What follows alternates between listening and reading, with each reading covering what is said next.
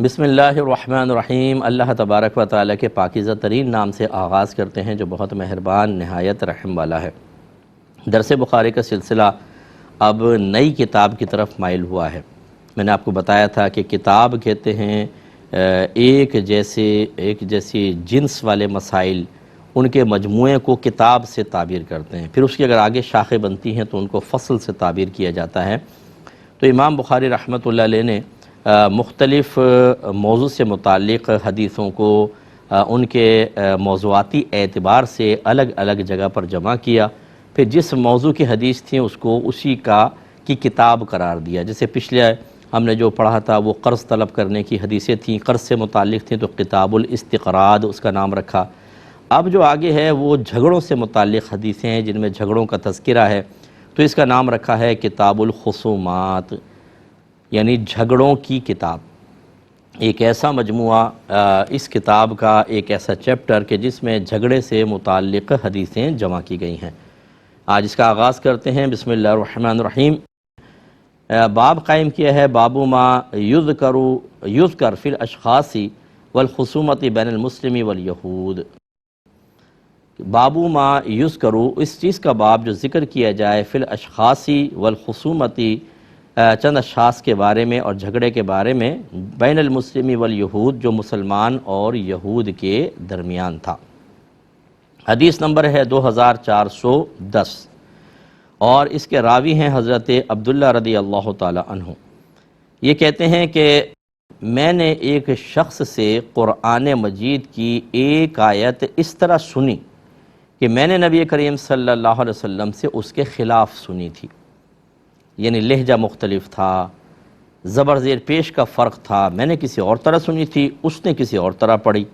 پس میں اس کا ہاتھ پکڑ کر اس کو نبی کریم صلی اللہ علیہ وسلم کے پاس لے آیا۔ آپ نے ہم دونوں سے اس آیت کو سن کر فرمایا، یعنی ایک جھگڑا سا ہو گیا اور جا کے عرض کی انہوں نے، یا رسول اللہ یہ الگ قرآن پڑھ رہے ہیں، میں نے آپ سے الگ سنا ہے۔ نبی کریم نے ان سے بھی سنا، پھر ان سے بھی سنا، پھر سرکار نے فرمایا تم دونوں درست پڑھ رہے ہو۔ حضرت ایک راوی پیچھے ہیں حضرت شعبہ، وہ کہتے ہیں میرا گمان ہے کہ آپ نے فرمایا تم ایک دوسرے سے اختلاف نہ کرو، کیونکہ تم سے پہلے لوگوں نے اختلاف کیا تو وہ لوگ ہلاک ہو گئے۔ اب یہ کیا چیز ہے؟ کیوں ایک صحابی الگ قرآن پڑھ رہے ہیں، دوسرے الگ طریقے سے پڑھ رہے ہیں، اور نبی کریم صلی اللہ علیہ وسلم نے دونوں کو صحیح قرار دیا؟ اس کے لیے چند حدیثیں ہیں، وہ میں آپ کی خدمت میں ذکر کرتا ہوں جو بخاری سے ہٹ کر ہیں۔ پہلی حدیث جو ہے اس میں سمجھ میں آئے گا آپ کو کہ یہ کیا ہوا ہے، تو پہلے وہ حدیثیں سن لیں پھر مزید اس کی تفصیل بیان کریں گے۔ یہ مستدرک میں ہے، جلد نمبر 2 صفحہ نمبر 224 اور صفحہ نمبر 223، اور مصنف ابن ابی شیبہ نے بھی اس کو نقل کیا ہے، جلد نمبر 10 صفحہ نمبر 529۔ تو یہ حدیث کیا ہے؟ حضرت عبداللہ بن مسعود رضی اللہ تعالیٰ عنہ بیان کرتے ہیں کہ مجھے رسول اللہ صلی اللہ علیہ وسلم نے سورہ رحمان پڑھائی، پھر میں شام کے وقت مسجد میں گیا اور وہاں صحابہ کی ایک جماعت کے ساتھ بیٹھ گیا۔ پھر میں نے ایک شخص سے کہا کہ مجھے قرآن سناؤ، تو وہ ان حروف کے ساتھ قرآن مجید پڑھ رہا تھا جن حروف کے ساتھ میں نہیں پڑھتا تھا۔ میں نے پوچھا تم کو کس نے پڑھایا ہے؟ اس نے کہا کہ مجھ کو نبی کریم صلی اللہ علیہ وسلم نے یہ اس طرح پڑھایا ہے۔ پھر ہم دونوں گئے حتیٰ کہ نبی کریم صلی اللہ علیہ وسلم کے پاس جا کر کھڑے ہو گئے۔ ہم نے عرض کیا رسول اللہ صلی اللہ علیہ وسلم ہمارا قرآن مجید پڑھنے میں اختلاف ہو گیا ہے۔ تو رحمت کونین صلی اللہ علیہ وسلم کا چہرہ متغیر ہو گیا۔ پھر آپ نے فرمایا کہ متغیر نہیں، تبدیل ہو گیا، جلال میں تشریف لے آئے، چہرے کا رنگ بدل گیا۔ آپ نے فرمایا تم سے پہلے لوگ اختلاف کرنے کی وجہ سے ہلاک ہو گئے۔ پھر آپ نے حضرت علی رضی اللہ تعالی عنہ کو حکم دیا، تو انہوں نے کہا کہ رسول اللہ صلی اللہ علیہ وسلم تم کو یہ حکم دیتے ہیں کہ تم میں سے ہر شخص اسی طرح قرآن مجید پڑھے جس طرح اس کو پڑھایا گیا ہے، کیونکہ تم سے پہلے لوگ اختلاف کی وجہ سے ہلاک ہو گئے۔ پھر ابن مسعود رضی اللہ تعالیٰ عنہ کہتے ہیں کہ ہم چلے گئے اور ہم میں سے ہر شخص اسی طرح قرآن مجید پڑھتا تھا جس طرح دوسرا نہیں پڑھتا تھا، یعنی قرآن پڑھنے میں اختلاف رہا، اور نبی کریم نے اس اختلاف پہ جھگڑا کرنے سے اظہار ناراضگی فرمایا۔ پہلے کچھ اور حدیثیں دیکھ لیں پھر ہم اس کی مزید توضیح تشریح کی طرف آتے ہیں۔ اس طرح اگلی حدیث جو ہے وہ مصنف ابن شیبہ جلد نمبر 10 صفحہ نمبر 517 پر ہے۔ حضرت ابی بن کعب رضی اللہ تعالی عنہ بیان کرتے ہیں کہ ایک شخص نے ایک آیت پڑھی اور میں اس آیت کو دوسری طرح پڑھتا تھا۔ میں نے اس سے پوچھا کہ تم کو یہ آیت کس نے پڑھائی ہے؟ اس نے کہا مجھ کو یہ آیت رسول اللہ صلی اللہ علیہ وسلم نے پڑھائی ہے۔ پھر میں رسول اللہ صلی اللہ علیہ وسلم کے پاس گیا، میں نے عرض کی یا رسول اللہ آپ نے مجھے فلاں فلاں آیت اس طرح پڑھائی ہے؟ سرکار نے فرمایا کہ ہاں۔ اس شخص نے کہا کہ آپ نے مجھے فلاں فلاں آیت اس طرح پڑھائی ہے؟ سرکار نے فرمایا کہ ہاں، دونوں کو ہاں فرمایا۔ پھر سرکار نے فرمایا کہ بے شک حضرت جبرائیل اور حضرت میکائیل دونوں میرے پاس آئے، پھر حضرت جبرائیل میرے دائیں طرف بیٹھ گئے اور میکائیل میرے بائیں طرف بیٹھ گئے۔ پھر جبرائیل نے کہا کہ اے محمد آپ قرآن مجید ایک حرف پر پڑھیے۔ پھر میکائیل نے کہا کہ آپ اللہ سے مزید طلب کریں، تو میں نے دعا کی اے اللہ مجھے مزید عطا فرما، تو حضرت میکائیل نے فرمایا کہ آپ 2 حرفوں پر پڑھیے۔ پھر حضرت میکائیل نے کہا مزید طلب کیجئے، تو میں نے اور مانگا حتیٰ کہ وہ 7 حرفوں تک پہنچے، اور کہا کہ آپ قرآن مجید کو 7 حرفوں پہ پڑھیے اور ان میں سے ہر حرف شافی کافی ہے، یعنی آپ کے لیے بالکل کفایت کرنے والا ہے۔ مطلب کیا ہے کہ قرآن پاک 7 قراءتوں پر نازل ہوا۔ آپ نے دیکھا ہوگا بعض اوقات اسٹیج پر قاری صاحب آتے ہیں اور اعلان ہوتا ہے کہ جی یہ قراءت 7 بیان کریں گے، تو یہ اصل میں قرآن مجید کہ یا تو ایک حرف کی جگہ دوسرا حرف، ایک لفظ کی جگہ دوسرا لفظ، جیسے ہم عام اس میں کہتے ہیں یار بڑی مشکل ہے، ایک کہتا ہے بہت پریشانی ہے، ایک کہتا ہے بڑے ٹینشن ہے، مقصود ایک ہی ہے، لفظ 3 ہو گئے۔ اس طریقے سے کسی کو سرکار نے ایک لفظ سے بیان فرمایا، کسی کو دوسرے سے، کسی کو تیسرے سے، اور کہیں لہجہ جیسے اہدنا الصراط اور اہدنا الصراط اس طرح لہجہ مختلف ہوا۔ تو یہ اس طرح 7 لہجوں پہ قرآن نازل ہوا، اور یہ نہیں کہ ہر حرف کو، ہر لفظ کو آپ 7 طریقے سے پڑھ سکتے ہیں، یعنی قرآن کے بعض جگہوں پر اس طرح ہوا ہے کہ اس کو آپ ایک سے زائد طریقے سے بھی پڑھ سکتے ہیں، اور یہ آسانی اور سہولت کے لیے تھا۔ لیکن جو قرآن اصلاً نازل ہوا وہ لغت قریش پر نازل ہوا، کیونکہ سب سے پہلے نبی کریم صلی اللہ علیہ وسلم کے سینہ اقدس پر آیا اور آپ نے قریش کے سامنے اس چیز کو بیان کیا، تو لغت قریش پر قرآن نازل ہوا۔ یہ الگ بات ہے کہ دوسرے لہجے بھی سرکار نے دعا کی تو ہوا، اور بعد میں جب قرآن جمع کیا گیا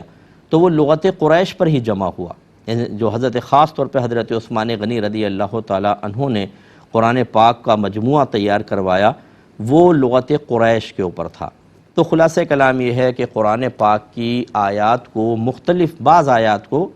اور ہر آیت کو نہیں، جیسے ہم نے کہا ہر لفظ کے اندر 7 لہجے نہیں چلیں گے، جہاں جہاں نبی کریم صلی اللہ علیہ وسلم نے تعلیم فرمائی اس کے مطابق 7 قراءتوں پر قرآن نازل کیا گیا ہے۔ اب اس میں دیکھیں علماء نے مختلف اس میں 7 قراءتوں کی وضاحت کی ہے کہ اس کا مطلب کیا ہے، وہ بھی تھوڑا سا کلام دیکھ لیجئے۔ حافظ شہاب الدین احمد بن علی بن حجر عسقلانی شافعی رضی اللہ تعالی عنہ فرماتے ہیں ان احادیث میں مذکور ہے کہ قرآن مجید کو 7 حروف پر پڑھنے کی اجازت دی گئی ہے۔ اس کا معنی یہ ہے کہ کلام عرب میں ایک لفظ کے متعدد مترادفات ہوتے ہیں۔ مترادفات معنی ہم معنی ورڈ، جیسے مشکل، پریشانی، ٹینشن جیسے ہم کہتے ہیں، مفہوم ایک ہی ہے، الفاظ مختلف، ان کو آپس میں کہیں گے آپس میں مترادفات ہیں۔ بس جس شخص کی زبان سے جو لفظ آسانی سے ادا ہو جائے وہ اس لفظ کو پڑھ لے، خواہ وہ مترادفات ایک لغت ہی سے ہوں، کیونکہ حضرت ہشام اور حضرت عمر فاروق رضی اللہ تعالی عنہ ان دونوں کی لغت لغت قریش تھی، اس کے باوجود ان دونوں کی قراءت میں اختلاف ہوا۔ اور حضرت عمر اور حضرت عثمان رضی اللہ تعالی عنہما نے کہا کہ قرآن مجید لسان قریش پر نازل ہوا ہے، ہو سکتا ہے کہ ان کی مراد یہ ہو کہ قرآن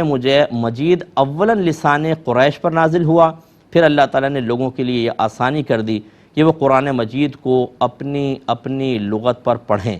لیکن وہ لغات عرب سے خارج نہ ہوں، کیونکہ لسان عرب ہی لسان عربی مبین ہے۔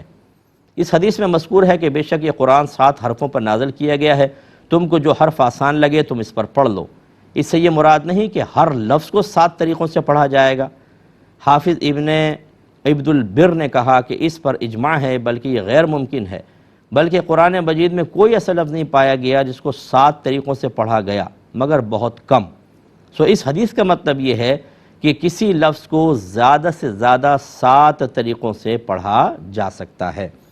تو اس کا مطلب یہ ہے کہ جیسے مشکل جگہ پریشانی جگہ مشکل، یا لہجے مختلف ہیں، تو اس طریقے سے قرآن 7 قراءتوں پر نازل ہوا، لیکن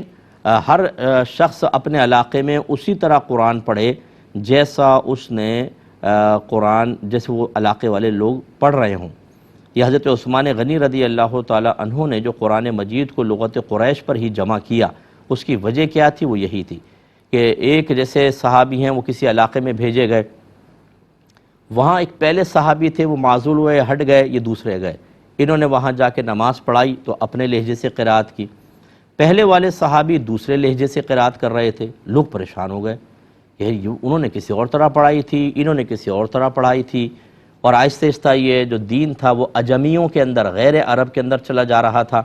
اگر اسی طریقے سے یہ لہجوں یا الفاظ کا اختلاف پہنچتا تو وہ لوگ ہو سکتا ہے کہ فتنے میں مبتلا ہو جاتے، اس لیے حضرت عثمان غنی رضی اللہ تعالیٰ عنہ نے تمام صحابہ کی مشاورت سے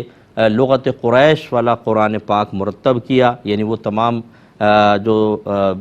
مواد تھا جو مختلف صحابہ کرام کے پاس موجود تھا، اور ان کی باہم رائے لی، اس کے بعد یہ مرتب کر کے پھر وہ نسخے ہر جگہ عام کیے گئے۔ اس لیے اب آپ یہ دیکھیں گے کہ ہر جگہ پوری دنیا میں ایک ہی لغت کے اوپر قرآن موجود ہے، اور اس کو پڑھنے کے اندر پھر بھی وہی 7 قراتیں معروف ہیں، تو مختلف قاری پڑھتے ہیں، لیکن قرآن پاک ایک جیسی لغت پر ہی ہے، وہ لغت قریش ہے۔ تو بہرحال اب اس میں بحث نہیں کرنی چاہیے، اور جیسے میں نے عرض کیا کہ ہر شخص اسی لہجے میں قرآن پڑھے جس لہجے میں وہاں کے لوگ سننے کے عادی ہوں۔ اگلی حدیث کی طرف آتے ہیں، 2411 نمبر حدیث پاک ہے، اور حضرت ابو ہریرہ رضی اللہ تعالی عنہ اس کے راوی ہیں۔ وہ کہتے ہیں انہوں نے بیان کیا کہ 2 آدمیوں نے ایک دوسرے کو برا کہا، ایک شخص مسلمانوں میں سے تھا اور دوسرا شخص یہود میں سے تھا۔ مسلمان نے کہا کہ اس ذات کی قسم جس نے محمد کو صلی اللہ علیہ وسلم تمام جہان والوں پر فضیلت دی۔ پھر یہودی نے کہا اس ذات کی قسم جس نے موسیٰ علیہ السلام کو تمام جہان والوں پر فضیلت دی۔ تو مسلمان نے غصے میں آ گیا، مسلمان کہ میرے نبی پر غیر نبی کو، دوسرے نبی کو آپ فوقیت دے رہے ہیں، تو اس نے اپنا ہاتھ اٹھا کر اس یہودی کے چہرے پر تھپڑ مارا۔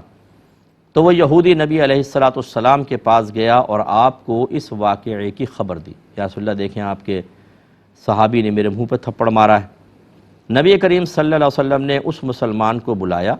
اور اس سے اس واقعے کے متعلق سوال کیا، تو اس مسلمان نے آپ کو خبر دی، یا رسول اللہ اس نے آپ پر فوقیت دی، مجھے غصہ آ گیا۔ تو نبی کریم صلی اللہ علیہ وسلم نے فرمایا کہ مجھے حضرت موسیٰ پر فضیلت مت دو، کیونکہ تمام لوگ قیامت کے دن بے ہوش ہو جائیں گے، تو میں بھی ان کے ساتھ بے ہوش ہوں گا، پھر میں سب سے پہلے ہوش میں آؤں گا، تو اس وقت حضرت موسیٰ عرش کی ایک جانب کو پکڑے ہوئے ہوں گے، پس میں نہیں جانتا کہ آیا وہ بے ہوش ہونے والوں میں سے تھے پھر مجھ سے پہلے ہوش میں آ گئے، یا ان لوگوں میں سے تھے جن کو اللہ تعالیٰ نے بے ہوش ہونے والوں میں سے خارج رکھا ہے، مستثنی رکھا ہے۔ تو اس میں اب چند باتیں ہیں۔ پہلی بات تو یہ کہ اکابرین کے مابین فضیلتیں اللہ نے مقرر کی ہیں، اور سرکار کے زمانہ اقدس میں بھی یہ معاملات چلتے تھے، یعنی کون سے نبی کس پر فوقیت رکھتے ہیں، کون سے نبی نہیں فوقیت رکھتے۔ تو یہود نے موسیٰ علیہ السلام کے بارے میں دعویٰ کیا، اور ایک صحابی تھے انہوں نے نبی کریم صلی اللہ علیہ وسلم کے بارے میں دعویٰ کیا، اور جب وہ یہود نے اس طرح کی بات کہی تو ان کو غصہ آ گیا اور انہوں نے منہ پہ تماچا مار دیا۔ اس کا مطلب ہے کہ رحمت کونین صلی اللہ علیہ وسلم کی فضیلت یا آپ کی ان صحابی کی نگاہوں میں ایک نقص کا سا پہلو نکل رہا تھا، تو وہ جلال میں آئے کہ تم موسیٰ علیہ السلام کو فضیلت دے کر میرے نبی کے لیے نقص کا پہلو نکال رہے ہو، تو ان کو غصہ آ گیا اور انہوں نے تھپڑ دے مارا۔